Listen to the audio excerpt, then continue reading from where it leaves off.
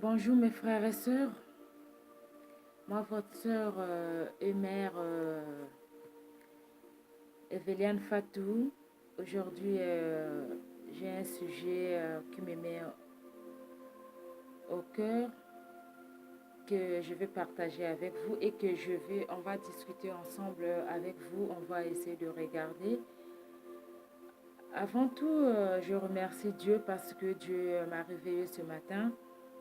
Dieu m'a donné la force de se mettre debout aujourd'hui. Il me donne le souffle de vie. Il m'a mis quelque chose dans le cœur que je dois partager avec vous ensemble, toutes personnes qui vont suivre cette vidéo. Avant tout, je vais d'abord vous saluer là où vous êtes ce matin encore. Là, nous partons déjà à midi.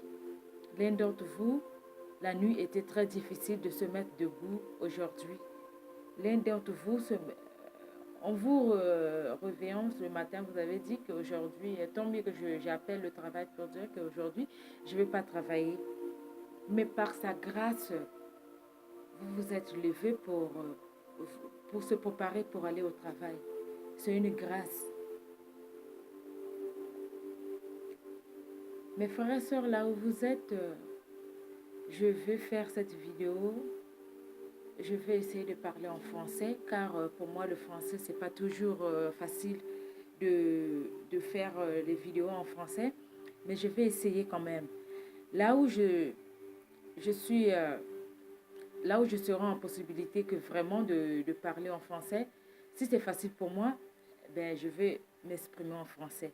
Mais là où je vais voir que vraiment c'est difficile pour moi de bien m'exprimer, je ne vais pas vraiment dire de n'importe quoi. Je serai obligée de parler en Munkutuba, en Kikongo. Je suis désolée pour ceux-là vraiment qui vont vraiment vouloir envie d'écouter ce que je vais essayer de dire. Mais bon, ça n'a pas toujours été facile.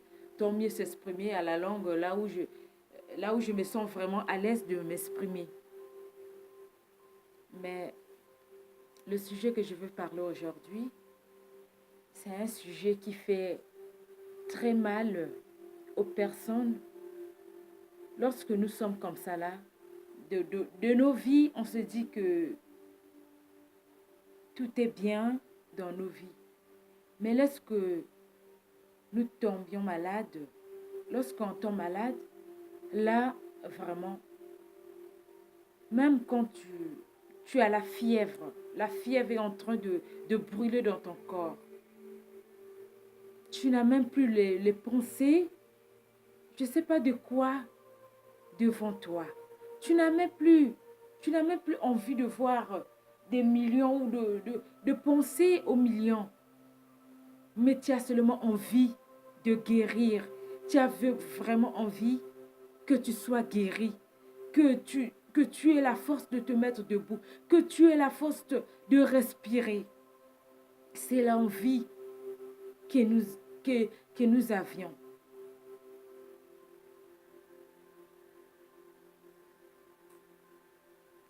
Mes frères et sœurs, le problème que je vais parler aujourd'hui,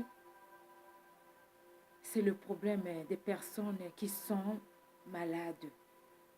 Moi, je fais partie aussi, puisque on ne peut pas dire que nous sommes sous ces terres, on est bien portant. Oui, physiquement, je suis bien portant. Mais en moi, quand je marche, quand je me promène, je me dis que je suis bien portant. Mais la vie d'une personne, ça bascule à la seconde. Quelqu'un, tu peux marcher avec quelqu'un, tu peux marcher avec quelqu'un ou soit tu es en train de partir au travail, tu es dans le métro, tu peux voir une personne peut tomber. Mais physiquement, quand tu le regardes, tu dis, mais la personne là, en le voyant, il est en bonne santé. Elle est en bonne santé. Mais qu'est-ce qui lui arrive? Elle a quoi? Du coup, elle peut tomber, elle peut décéder à la seconde même. Et pourtant, Dieu l'a réveillée le matin chez elle. Elle a tout fait, elle a préparé ses enfants pour aller à l'école. Son mari est allé au travail. Son mari l'a laissée, elle était en bonne santé, elle était en train de se préparer pour aller au travail. Mais du coup, subitement, elle prend le métro, elle rentre dans le métro, elle fait une crise, elle tombe. Mais nous, physiquement, lorsque on regarde la personne, on se dit que oui, la personne, en le voyant, il est en bonne santé, elle est en bonne santé. Mais qu'est-ce qu'il arrive? Il y a quoi? Elle a quel problème? Le temps qu'on appelle les pompiers pour venir,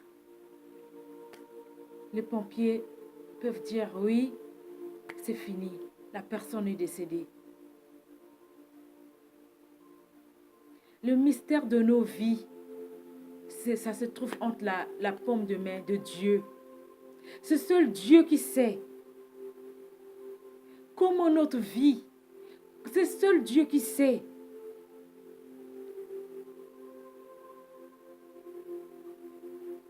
Wapi mutindu ina betike kuvumbukaka, wapi mutindu betike kulalaka. De nos jours, c'est difficile. On est là. Lorsque Dieu nous fait grâce ce matin, on se lève. On fait tout ce que nous avons envie de faire. On peut aller au travail, on peut revenir, on peut s'occuper des enfants. Oui, ça c'est la vie qui est sous ces terres. Mais il y a une vie qui nous attend. C'est rentrer au paradis.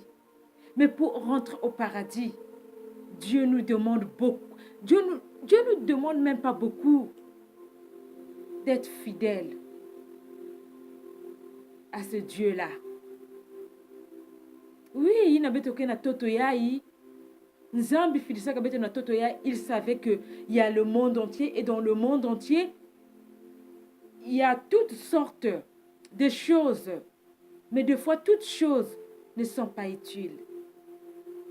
Au moins, Dieu, lorsque nous sommes vivants, lorsque on est là,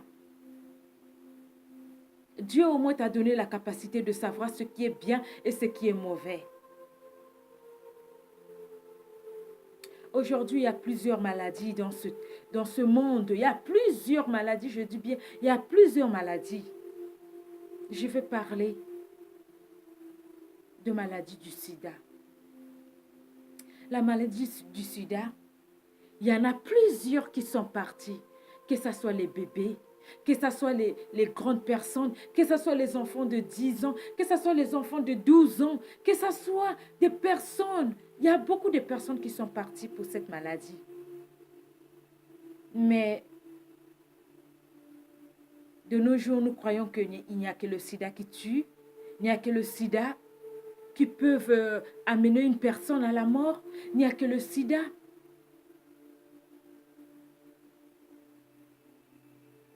Mais je vais vous dire, mes frères et sœurs, pour les personnes qui ont fait la santé, il y en a plusieurs maladies. Il y en a plusieurs maladies qui amènent à la mort. J'ai eu la chance quand j'ai fait ma formation. Dans la formation, il y a les médecins, les professeurs qui venaient nous expliquer, qui nous enseignaient.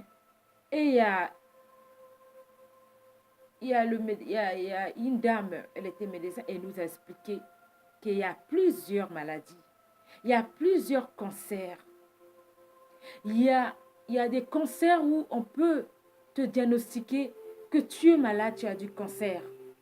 Mais tu as 3 mois de vivre. Il y a d'autres maladies, il y a d'autres cancers, quand ça t'attaque aussitôt. Quand ça t'attaque aussitôt, 2 fois tu peux vivre 2 mois ou 3 mois. Il y a plusieurs cancers. Mais dans nos entourages, lorsque nous avons des personnes qui sont malades comme ça, nous de nos parts, nous qui sommes en bonne santé, on peut dire, nous qui sommes en bonne santé physiquement, qu'est-ce qu'on peut faire à nos familles, à nos parents, à nos frères qui sont malades dans le quartier, peut-être dans ta famille, peut-être au travail? Qu'est-ce que nous, de notre part, nous pouvons faire à la personne là? Est-ce que nous sommes là à critiquer la personne? Que la personne là, elle est malade, de parler, de chuchoter. Et des fois, la personne là est même là. Vous êtes en train de chuchoter. Et surtout si c'est au travail, que la personne là est là, vous êtes en train de chuchoter. Malgré vous êtes en train de chuchoter. Mais elle est là, en train d'écouter. Soyez à la place de la personne là. Si c'était vous qui était malade, et vous êtes en train de... il y a des gens qui sont en train de chuchoter. Et toi, tu sais que les personnes sont en train de parler de moi. Parce que tu as entendu. Il y a d'autres personnes, vous savez, mes frères et sœurs, il y a d'autres personnes, quand tu parles de toi, tu n'as pas l'impression, mais tu écoutes. Parce que quand ils sont en train de parler, ils parlent, ils se regardent et ils te regardent aussi. Ils sont en train de parler, ils te regardent aussi. Et deux fois, toi, tu viens, tu le regardes, vos yeux se rencontrent comme ça là. Et du coup, ils s'arrêtent, ils ne peuvent plus parler. Deux fois, même dans le couloir, ils sont là en train de dire, oui, elle est malade comme ça. Est-ce que tu sais qu'elle est malade comme ça? Est-ce que tu sais? Mais c'est dans ce moment-là que celle ou celui qui est malade a envie d'être bien entouré, a envie que les personnes viennent la soutenir, que les personnes, que les amis, que la famille viennent le soutenir pendant sa maladie. Toi, ne dis pas que toi, tu es épargné. Parce que pour l'heure, oui, tu es peut-être épargné. Mais elle ou c'est lui qui souffre du sida. Le sida aujourd'hui, c'est une maladie de la honte. Mais mes frères et sœurs, là où vous êtes, ne dites pas que c'est une maladie de la honte. Parce que au cimetière, il n'y a pas là où est écrit, il n'y a pas là où est écrit que là, c'est les personnes qui souffrent du sida, que là, c'est les personnes qui souffrent du cancer, que là, c'est les personnes qui sont mortes d'AVC ou de tension ou bien de la diabète. Mais nous tous, on nous enterre au même endroit. Alors ce que je veux vous dire, mes frères et sœurs,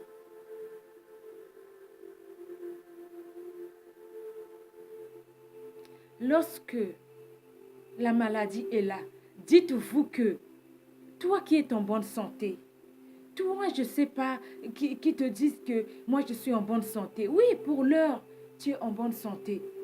Mais ton lendemain, est-ce que tu sais ton demain comment ça va finir?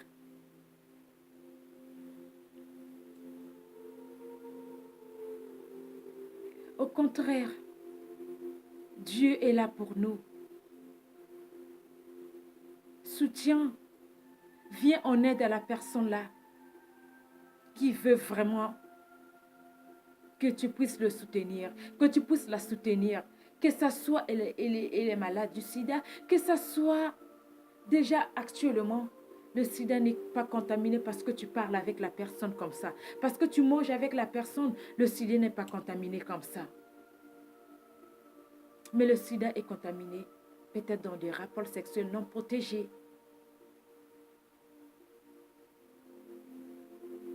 Ce n'est pas la peine de critiquer l'autre. Ce n'est pas la peine de critiquer, d'insulter. Mais la personne a envie d'être bien entourée jusqu'à la fin de ce jour si Dieu lui permet de partir. La personne a envie d'être soutenue, d'être aimée, d'être aimée.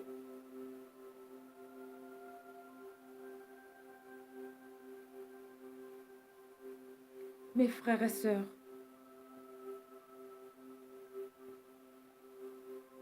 toi qui es là, qui va écouter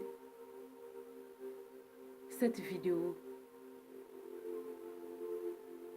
sois courageux le temps que Dieu te donne. Tu es malade. sache que toi, tu es malade, peut-être on t'a diagnostiqué que tu as du sida. Peut-être on t'a diagnostiqué que tu as le cancer. Peut-être qu'on t'a diagnostiqué que tu as quoi? Oui. Peut-être c'est l'occasion que Dieu t'a donnée de se repentir. Peut-être peut-être que c'est l'occasion que Dieu a fait que tu puisses rapprocher de lui. Que tu puisses rapprocher de lui. Ne te dis pas que tu vas mourir. Oui, ne mets pas ça dans ta tête que tu vas mourir.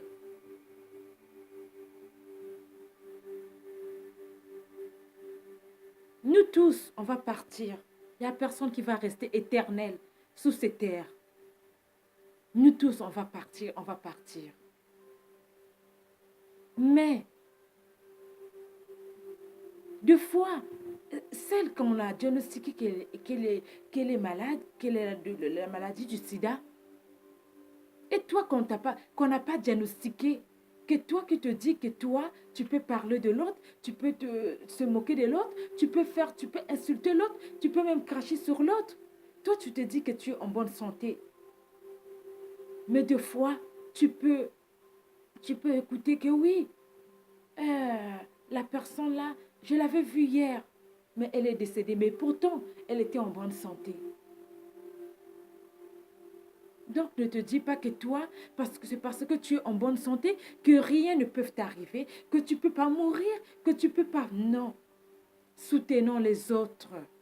Soutenons ceux qui sont malades. Ils ont besoin de nous. De nous, je dis de nous, pour ne pas dire que nous, mais nous aussi. C'est seul Dieu qui connaît tout sur nous. C'est seul Dieu qui sait nos vies. Dieu peut décider, car c'est lui qui décide de nos vies. On peut avoir tout. J'ai suivi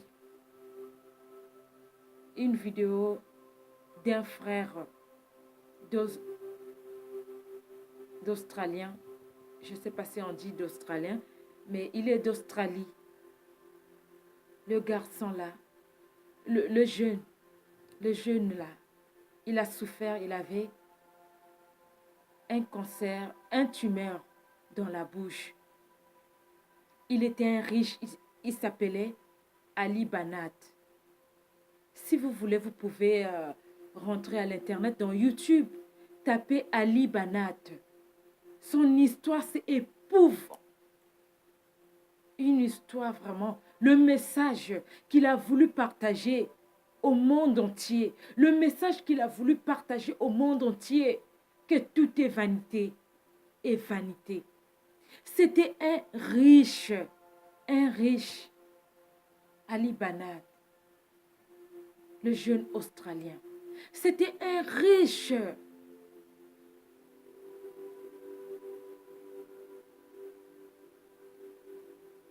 Il a passé un message avant de mourir. Même quand on l'a diagnostiqué, son tumeur, il a témoigné. Lorsqu'on l'a diagnostiqué sa maladie, on lui a donné, et le médecin lui a dit que tu avais 7 mois de vivre. Donc, si tu as des choses à faire, ou si tu as, je ne sais pas quoi, tu as 7 mois à vivre. Disons-lui quand il parlait, quand j'ai suivi ses vidéos, il a dit, lorsqu'on m'a diagnostiqué, l'envie que j'avais en moi, il a même montré, vous allez voir, les gens qui vont taper Ali Banat, le message qu'il a voulu partager avant de mourir, vous allez voir. Les Ferrari, les voitures qu'il avait, les bijoux qu'il avait, il a montré, il y avait, je ne sais pas, un bijou qu'il a montré, je ne sais pas si c'était le bracelet, qu'il a montré que le bracelet coûtait $1300. $1 300. Il avait le Ferrari, les voitures qu'on appelle les Ferrari. Il avait tout marque de chaussures, des baskets, des tongs qui coûtaient $700. Il a tout montré. Il a même dit que tout ça, le Ferrari, quand on m'a diagnostiqué ma maladie, le Ferrari était rien pour moi. Moi, je me disais que le sourire d'un enfant vaut mieux que cette voiture de $26 000, je sais pas les dollars, je sais pas comment ça, les dollars avec les euros, vraiment, vous m'excusez, je sais pas quelle différence, je sais pas trop.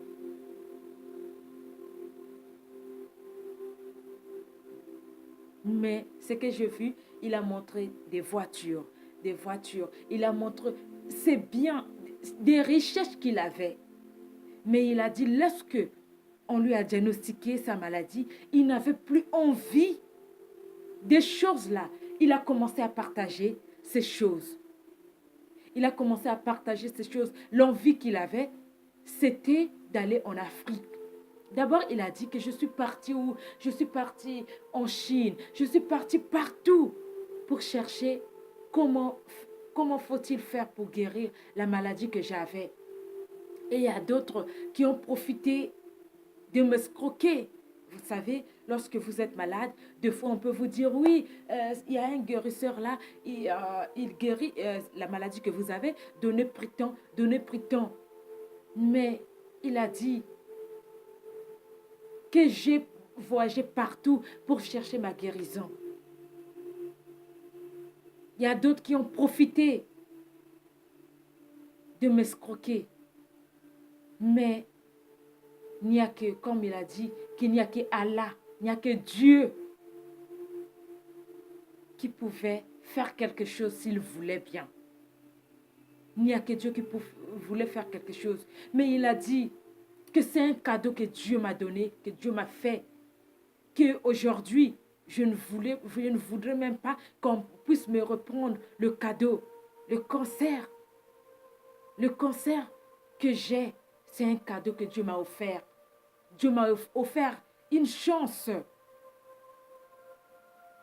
de s'approcher de lui. Vous voyez?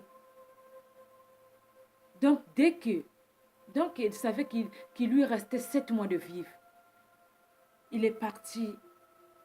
Il me voyager par-ci, par-là. Il me fungula association. Il me fungula en Afrique. N'a aider les enfants, tous les pauvres qui en avaient besoin, avec ses richesses, avec tout ce qu'il avait, avec des choses marques, comme il a dit, que toutes les choses de marque qu'il a montré, il montrait toutes ces choses de marque. Il a dit, on lui a posé la question, qu'est-ce que tu fais? Qu'est-ce que tu vas faire avec ça? Il a dit, toutes les montres que j'ai, toutes les casquettes que j'ai, toutes les chaussures, tout ce que j'ai, je vais apporter en Afrique pour remettre à ceux-là qui en ont besoin, ceux-là qui sont dans la pauvreté. Il a dit, le cancer que j'ai m'a permis de m'approcher de plus fort auprès de mon Dieu.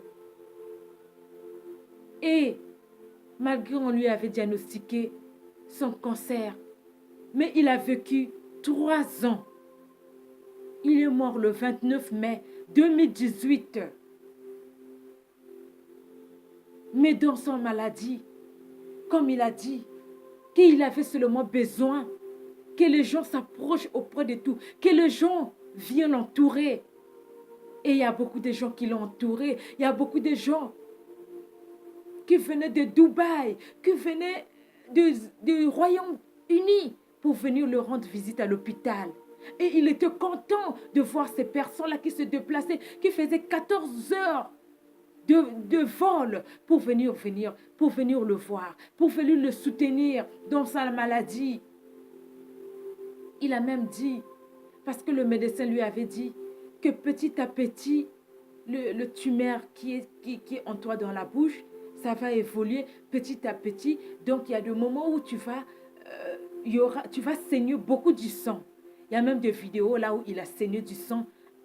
Il a saigné du sang. Il y a même des vidéos. Mais lui, il s'est dit que Dieu, je veux faire tout ce que j'ai besoin. S'il s'agit que tout ce qui puisse m'arriver, que ce soit dans le vol, que ce soit où, dans des voyages, partout là où je fais, le seul problème qui me reste de faire, se faire du bien aux personnes là qui ont de la pauvreté, aux personnes là. Je veux voir la personne là. J'ai envie de voir les enfants qui sont là en train de sourire, qui peuvent se lever eux-mêmes pour aller dans la salle de bain. Et moi, je n'avais plus ce temps-là. Pour aller dans la salle de bain, on doit m'accompagner. Pour aller où, on doit m'accompagner. Les frères et Harry, les voitures, tout ce que j'ai, toute la richesse que j'ai, ne pouvait rien faire pour moi. Ce que je souhaitais, c'était d'être bien entourée. Et je l'étais. Pendant ma maladie, j'étais bien entourée. J'ai vu beaucoup du monde. J'ai voyagé pour l'aider, pour les associations. Les associations qu'il a ouvertes, l'aide charismatique, comment ça s'appelle? En tout cas, je ne sais pas. Les associations qu'il a ouvertes pour l'aide, pour l'aider, pour aider les gens qui en avaient besoin. Toute la richesse, on lui a posé la question. Et en toi, qu'est-ce que tu as ressenti? Il a dit, moi, je voulais repartir sans... Je pouvais repartir tranquillement, sans laisser, je ne sais pas, la recherche. Mais moi, ce que j'avais, le but en moi, lorsqu'on m'a diagnostiqué, le but en moi était, je n'avais même plus envie de rentrer dans le Ferrari. Je ne sais pas comment ça s'appelle, les voitures de luxueuses là. Je n'avais même plus de rentrer là. Tout ce que j'avais, la chambre qu'il avait beaucoup, il a tout partagé. Parce que pour lui, il se disait que il n'y a pas d'importance.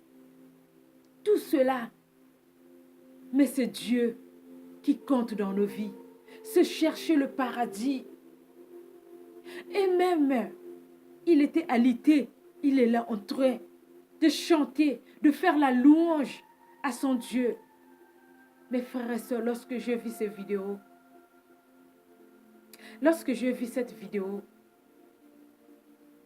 je peux vous dire que, en fait, penser que la vie, c'est seulement... La vie, c'est la vie que nous voyons devant nous. Mais Dieu a besoin de nous. Dieu a besoin de nous. Dieu a besoin de nos âmes. Tu es riche, mais dans ta richesse, mais Dieu, tout l'ensemble ma toile, avec ce que tu possèdes, partage avec les autres. Je ne sais pas la vie de ce frère-là avant, comment c'était sa vie. Mais ce que j'ai lu, ce que j'ai regardé, vous allez voir, il parlait en anglais, mais il y avait la traduction en français. Donc j'ai pu lire la traduction. Il a bien dit que sa maladie lui a aidé à se rapprocher de plus en plus avec son Dieu, avec son Allah. La maladie pour lui, c'était un cadeau de s'approcher de son Dieu. Et dans sa maladie, il est parti paisiblement, il est parti tranquille. Parce que c'est le projet qu'il a voulu faire, il a pu réaliser le projet d'humanité. Oui, ça s'appelle humanité, je ne sais pas, d'humanité. C'est pourquoi je vais dire aujourd'hui,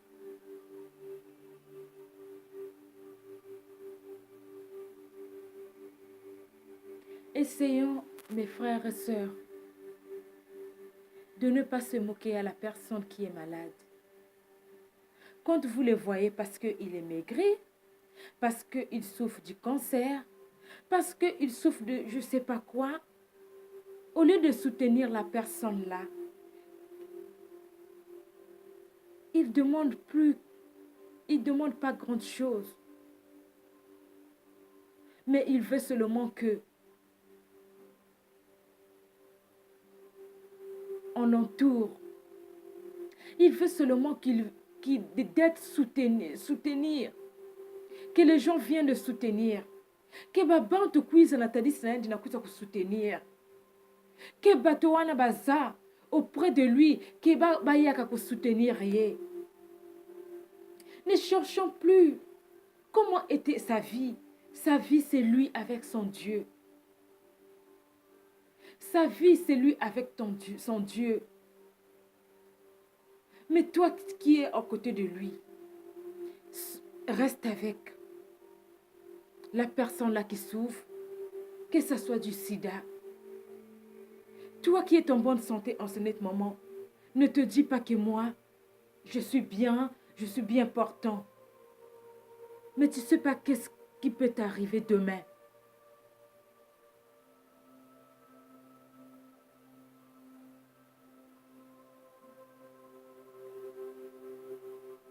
Ceux-là qui tombent malades ou bien qui meurent,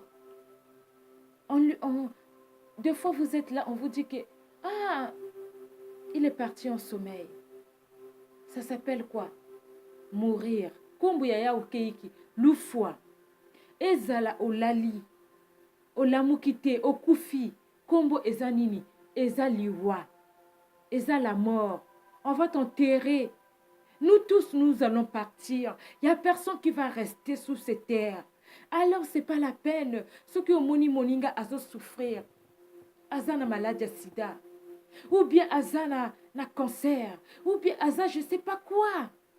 Toute maladie s'appelle maladie.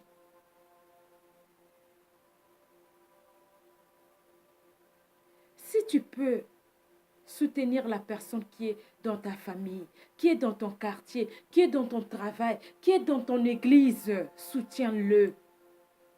Soutiens-le. Regarde, mon frère Ali Banat. Lui qui était riche, il manquait rien. Il manquait rien du tout. Quand je dis rien du tout, parce que lui-même, il a montré ses richesses qu'il avait. Mais le plus important, à ce moment-là, c'était lorsque lui a diagnostiqué. Le plus important en ce moment-là, c'était seulement si c'était de... Il n'avait même plus envie de voir toutes les richesses qu'il avait. Tout ce qu'il avait. Il a construit, lorsqu'on lui a diagnostiqué, il a construit la mosquée, une mosquée. Il a construit des écoles. Il a construit beaucoup de choses. Parce que le plus important n'était plus les richesses qu'il avait. Mais c'était de se racheter, de se rapprocher de son Dieu. Et c'est ce qu'il a fait. Au lieu de mourir en 7 mois, mais Dieu lui a accordé encore 2 ans et quelques années et quelques mois encore de vivre pour finir le projet qu'il avait commencé, pour finir son projet qu'il avait mis dans son cœur, que moi je dois faire ceci. En 7 mois, parce qu'il se disait qu'il va mourir en 7 mois. Mais en lui, il disait que même si la mort vient en 7 mois, mais déjà en 7 mois, il avait déjà réalisé beaucoup. Et Dieu lui a laissé encore finir, parce que Dieu voulait qu'il puisse faire des choses grandioses pour ceux-là qui en avaient besoin. Et Dieu lui a ajouté encore 2 ans et quelques mois de vivre. Et il a fait ce qu'il avait envie de faire.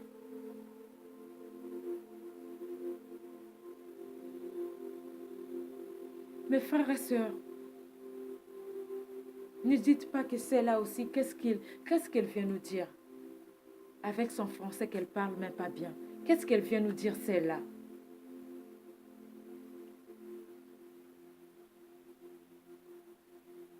Moi aussi, je fais partir. C'est pas que vous, mais moi aussi, je fais partir. Puisque je marche encore sous cette terre, je fais partir. Je ne suis pas épargnée. Mais le message que le frère Ali Banat, que j'ai suivi dans YouTube, toi là où tu es, si tu regardes le message là, tu vas voir que tout est vanité sous cette terre. Et ça, vanité, au lieu de perdre notre temps, au lieu de perdre notre temps à se moquer des autres, à insulter les autres, au lieu de perdre notre temps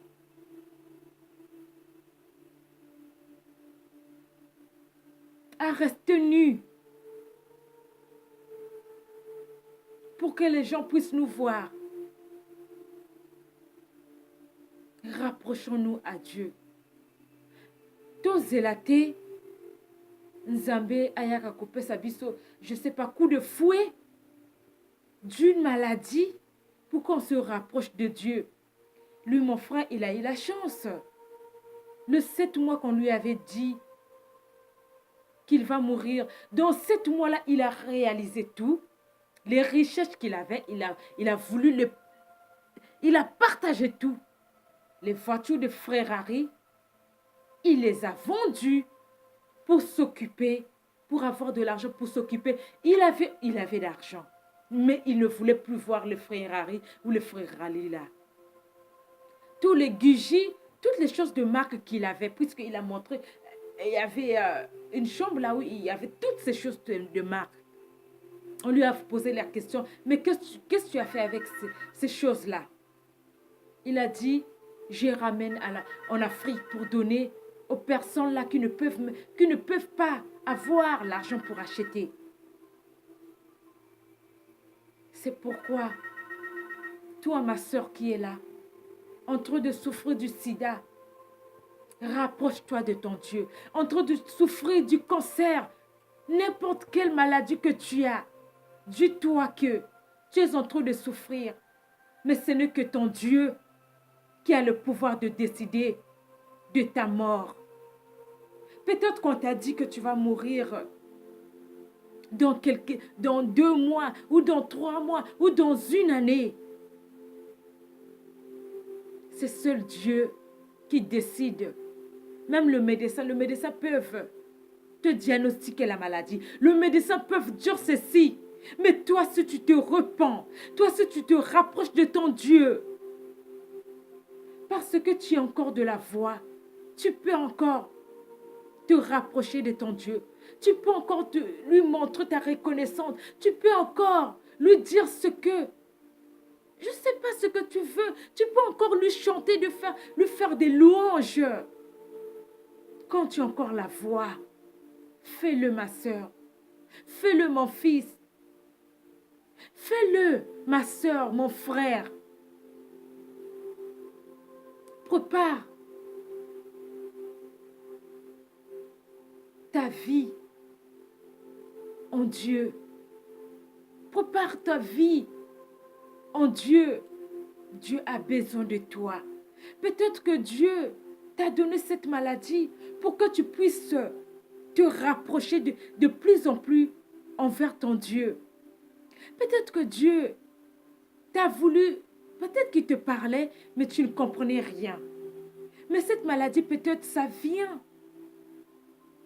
Peut-être maladie, on a eyi et pas nayo pour ramener yo et pas Nzambe. Pour otala, qu'est-ce que tu as fait? Comment tu as marché devant ton Dieu? Et qu'est-ce qui te reste de faire? Pardon. Qu'est-ce qui te reste de faire? Eh bien, ma soeur, mon frère, ce qui te reste de faire, rapproche-toi de plus en plus à ton Dieu. Réponds-toi. Biso tout aux kende. Nous tous, on va mourir. Il n'y a personne qui pourra rester sous ces terres. Que ça soit. Pourquoi je dis beaucoup de maladies? Parce que de nos jours, La maladie que nous voyons le plus grave, c'est le sida. Mais or que, c'est pas... Oui, c'est une maladie comme les autres. C'est une maladie comme les autres. Le palu, tu peux avoir le palu. Tu peux faire une crise, tu peux mourir. Le sida aussi, c'est la même chose. Ça peut te tuer ou ça peut pas aussi te tuer. Mais ce que nous devions faire, c'est éviter. Par exemple, le sida. Tu peux l'éviter. Il y a des préservatifs où tu peux l'éviter. Mais quand quand tu te dis que tu as attrapé tu es attrapé du sida, aux sida, c'est pas la peine de ta part de dire que moi, comme j'ai eu cette maladie, je dois aussi partager cette maladie. Non. Je ne sais pas comment tu as eu cette maladie. Ça n'a plus d'importance. Le plus important, c'est de te rapprocher de ton Dieu. De plus en plus, rapproche-toi de ton Dieu. Et repens-toi.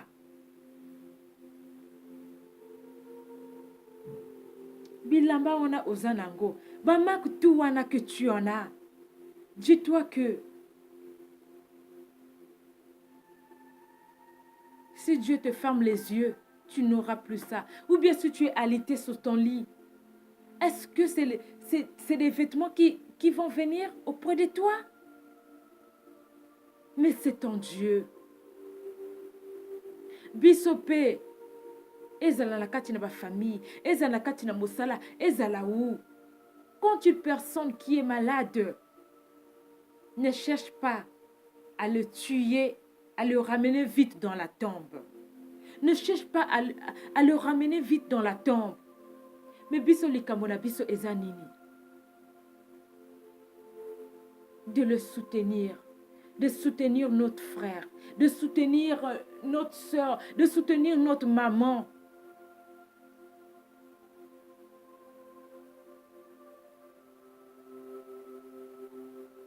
C'est ce que nous avons besoin lorsque nous sommes malades. Que ce soit n'importe quelle maladie.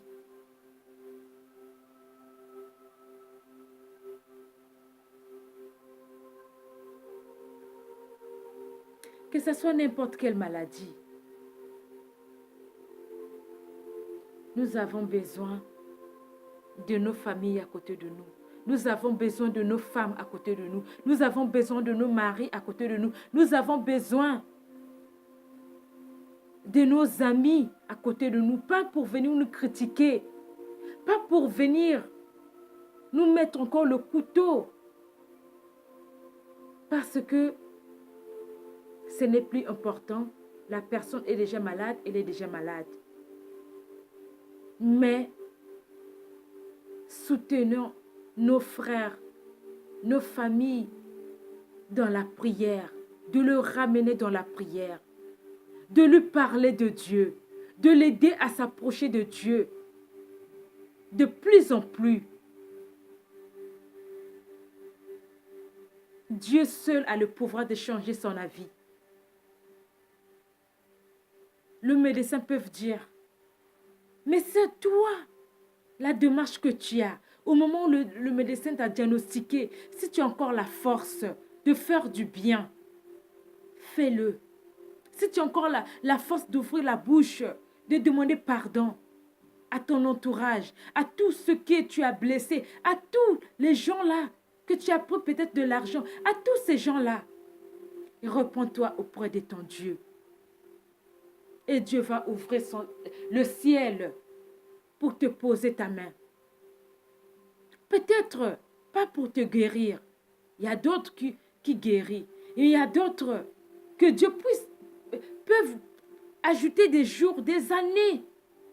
Et tu peux vivre longtemps. Et tu peux vivre normalement.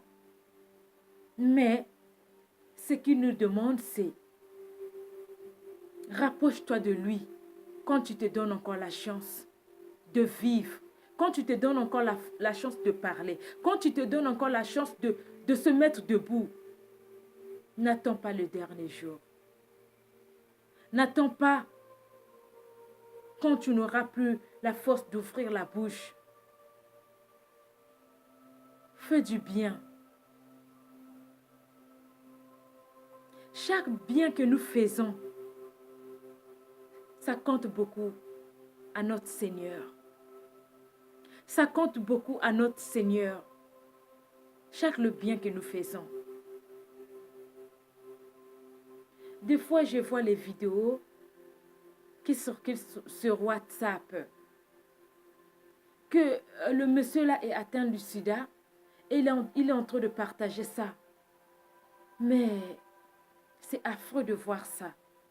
Si c'est le cas que le monsieur en question, il est en train de partager le sida, il est condamné. Mais si vraiment que c'est seulement les gens de mauvaise foi qui ont voulu,